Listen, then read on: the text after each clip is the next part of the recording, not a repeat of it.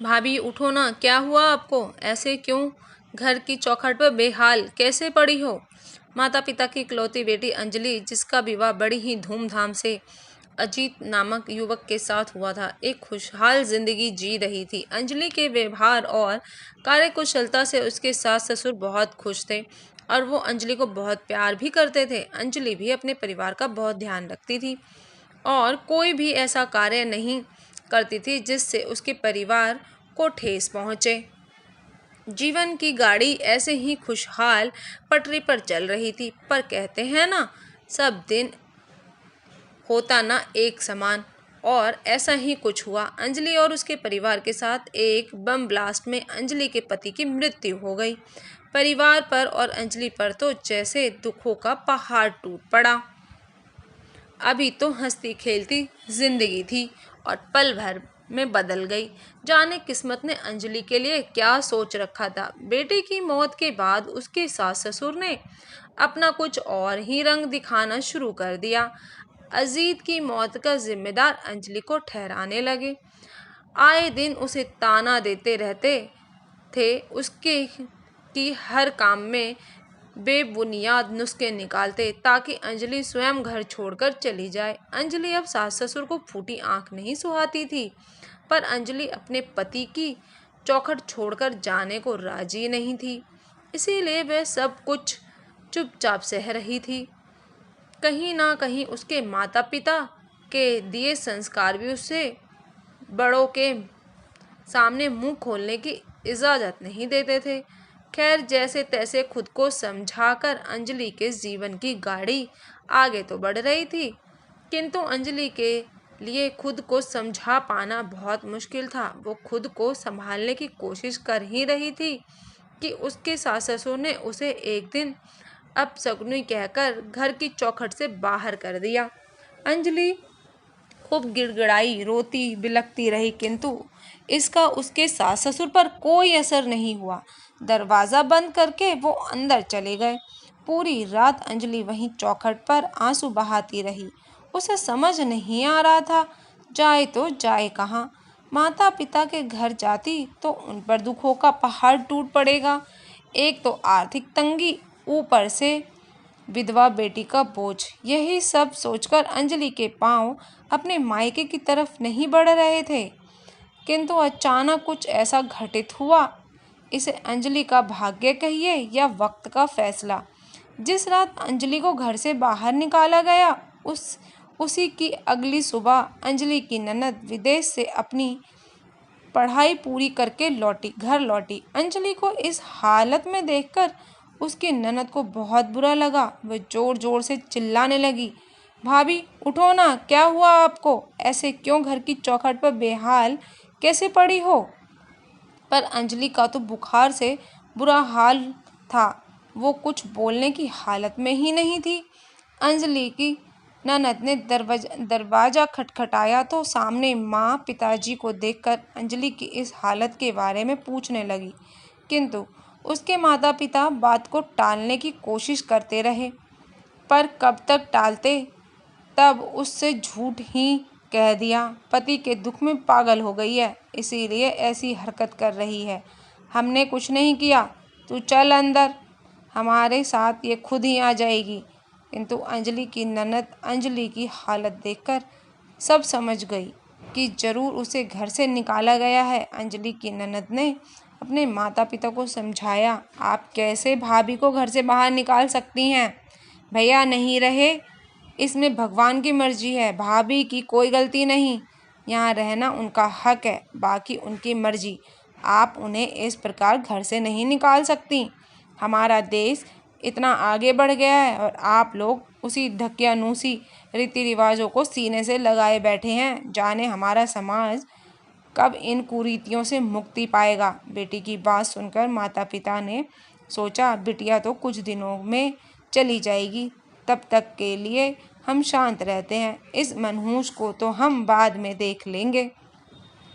मन में यह सोचते हुए उन्होंने अपनी बेटी को कहा, ठीक है, जाओ भाभी को अंदर ले जाओ। अंजलि की ननद अंजलि को उठाकर कमरे तक लाई। ननद की सेवा से अंजलि कुछ दिनों में स्वस्थ हो गई, किंतु बहुत गुमसुम सी रहने लगी। उसके जीवन में मानो कोई रंग ही ना हो। उसके सास ससुर उसे कोई भी रंगीन कपड़ा पहनने ही नहीं देते थे। यहाँ तक कि अगर वो रंगीन कपड़ों की तरफ भी देख ले तो बहुत ही जली कटी उसे सुनाने लगते थे। इसके अलावा नौकरों की तरह व्यवहार करते और घर का सारा काम उसी से करवाते थे। ठीक से काम करने के बावजूद भी लाखों गलतियां उसमें निकालते थे। अंजलि इसी को अपना नसीब मानकर किसी तरह जीवन काट रही थी, किंतु अंजलि की ननद से ये सब देखा नहीं जा रहा था। वो एक पढ़ी लिखी, समझदार और नई सोच वाली लड़की थी। ऐसी ही एक दिन बैठे बैठे वो सोचने लगी, अंजलि भाभी की अभी उम्र ही कितनी है, पूरी जिंदगी पड़ी है उनके आगे। भैया तो अब लौट कर आने वाले नहीं, तो भाभी पूरी जिंदगी किसके सहारे काटेगी। ऐसी जिल्लत सहते सहते तो उनकी जिंदगी नर्क हो जाएगी। मैं भाभी को ऐसे नहीं देख सकती, आखिर वो भी तो इंसान है, उन्हें भी जीने का हक है। मुझे भाभी से बात करनी ही होगी उनके पुनर्विवाह के विषय में। उन्हें अपने जीवन में एक नई शुरुआत करनी ही चाहिए, यह उनका अधिकार भी है। और यही सोचकर अंजलि की ननद अंजलि के पास जाती है और उससे अपने मन की सभी बात कह देती है। पर अंजलि ये सब सुनकर थोड़ा मायूस हो जाती है और कहने लगती है, नहीं, मैं अपने पति को धोखा नहीं दे सकती, मैं पुनर्विवाह नहीं कर सकती। किसी और के बारे में सोचना पाप है और मैं अपने सर ये पाप नहीं लेना चाहती। मुझसे ये तनिक भी ना होगा। तुम कृपया दोबारा मुझसे ये सब बात ना करना, मुझे सुनने में बिल्कुल भी अच्छा नहीं लग रहा। किंतु अंजलि की ननद ने हार नहीं मानी। वो बार बार अंजलि को समझाती रही, पुनर्विवाह कोई पाप नहीं, जिंदगी की नई शुरुआत है, हर स्त्री को जिंदगी जीने का हक है। मैं आपको ऐसे घुट घुट कर जीते हुए नहीं देख सकती। फिर एक दिन अंजलि की ननद ने उसे योगेश, जो उसका एक अच्छा मित्र है, जिसकी पत्नी का 1 साल पहले देहांत हो चुका है, उसकी पूरी कहानी अंजलि को सुनाई। अंजलि को योगेश की कहानी अपने जीवन से मिलती जुलती लगी और वो भावुक हो गई। तभी अंजलि की ननद ने टपाक से कहा, उसकी उम्र भी ज़्यादा नहीं है और वो दूसरा विवाह करने के लिए तैयार है। आप कहो तो उससे मैं आपकी बात चलाती हूँ। किंतु अंजलि ने इनकार करते हुए कहा, नहीं नहीं, तुम्हें ऐसा कुछ भी करने की ज़रूरत नहीं है। फिर अंजलि की ननद ने कहा, अच्छा ठीक है, फिर तो मिल तो सकती हो हैं आप, बस एक बार मिल लीजिए मेरी खातिर, उसके बाद आपको जो भी निर्णय होगा मुझे मंजूर है। ननद के बहुत ज़ोर देने पर अंजलि उस व्यक्ति से मिलने के लिए तैयार हो जाती है। मिलने का दिन तय होता है। योगेश और अंजलि दोनों मिलते हैं। दोनों में बहुत देर तक बातें होती हैं। कुछ घंटों की बातचीत के बाद अंजलि घर लौट आती है। घर लौटते ही उसके सास ससुर उस पर बरस पड़ते हैं, दूसरा ब्याह करेगी, करम जली, मेरे बेटे को तो खा गई, अब किसको खाने चली है। इतने कड़वे बोल सुनकर भी अंजलि कुछ जवाब ना दे पाई, किंतु अंजलि की ननद किसी भी प्रकार अंजलि की जिंदगी सुधारना चाहती थी, क्योंकि उसे पता था कि जब तक वो घर में है तब तक अंजलि इस घर में रहेगी, उसके बाद उसे घर से निकाल दिया जाएगा। इसीलिए जाने से पहले अंजलि को खुश अपने जीवन में आगे बढ़ते हुए देखना चाहती थी। अंजलि की ननद ने अपनी माता पिता को समझाया, अंजलि की मानसिक तकलीफ के बारे में बताया। पहले तो वो तैयार नहीं हुए, किंतु बार बार समझाने के बाद किसी प्रकार वो मान गए। अगली सुबह अंजलि के लिए एक नई सुबह थी। अंजलि की जैसे ही आँख खुली, उसके सास ससुर ननद सभी उसके सामने थे। अंजलि को लगा उससे कोई बहुत बड़ी गलती हो गई है। अंजलि बिस्तर से उठते ही बड़बड़ाने लगी, अगर मुझसे कोई गलती हो गई है तो मुझे माफ़ कर दीजिए, दोबारा ऐसा नहीं होगा। किंतु अंजलि तब हैरान हो गई जब उसके सास ससुर ने मुस्कुराते हुए उसके सर पर हाथ रखा और कहा, आज से तुम हमारी बहू नहीं बेटी हो, और अपनी बेटी के हाथ पीले करने के लिए हमें बहुत सी तैयारियां करनी हैं। तुम सदा खुश रहो, अपने जीवन में आगे बढ़ो। अंजलि को कुछ समझ नहीं आ रहा था, यह चमत्कार कैसे हुआ। फिर उसकी नज़र अपनी ननद पर पड़ी, वो भी मुस्कुरा रही थी। अंजलि सब समझ गई। सास ससुर के जाने के बाद अंजलि की ननद ने अंजलि से पूछा, तो बताइए भाभी, आपको योगेश कैसा लगा? अब तो माँ बाबा भी मान गए, अब आप तैयार हैं ना? अंजलि को अभी भी कुछ समझ नहीं आ रहा था।